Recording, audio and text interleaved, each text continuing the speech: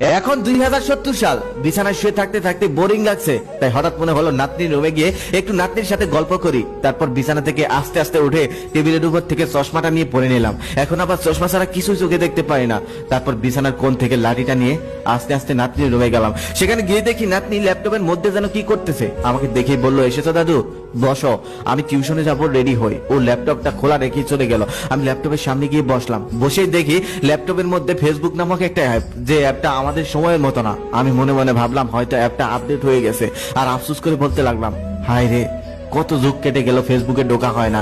অথচ একটা সময় এই ছেলেটা, না এই বুড়োটা, একটা সময় ফেসবুকের মধ্যে সারাটা দিন কাটাতাম, পোস্ট, চ্যাটিং, বন্ধু বান্ধব নিয়ে। তারপর মনে মনে ভাবলাম দেখি তো একটু ফেসবুকে ঢুকতে পারি কিনা। অনেক কষ্ট করে পাসওয়ার্ডটা মনে করলাম। তারপর ফেসবুকের ভিতরে ঢুকলাম। ঢুকেই দেখি 8,000-এর উপর মেসেজ। চ্যাট লিস্টে অ্যাক্টিভ আছে মাত্র 12 জন, অথচ আমার ফ্রেন্ড লিস্টে 4,000-এর উপর ফ্রেন্ড ছিল।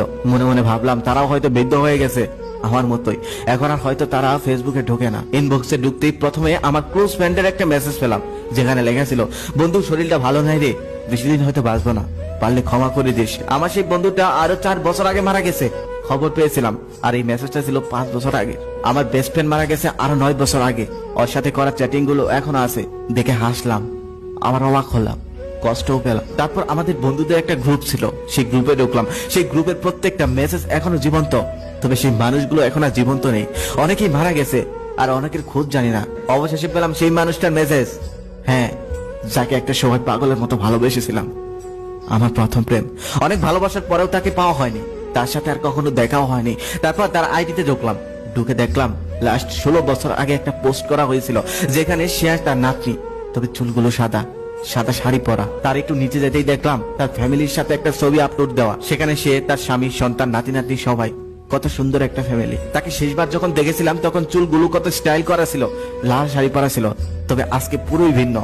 আজকে সে বুড়ো হয়ে গেছে, চুলগুলো সাদা হয়ে গেছে, কিছু চুল আবার মেহেদি দিয়ে লাল করা। অবাক লাগছে দেখে, সেই মানুষটা এমন হয়ে গেছে। তারপর আমার ফোনের স্ক্রিনে তাকিয়ে দেখলাম আমিও তো বুড়ো হয়ে গেছি, আমিও তার আগের মতো নেই। চোখের কোণে দুপুরটা জল জ্বললো। আবার মনে হলো সে কেমন আছে, কোথায় আছে। তার একটু পরেই তার আইডিতে একটা টেক করা পোস্ট আমার চোখে পড়লো।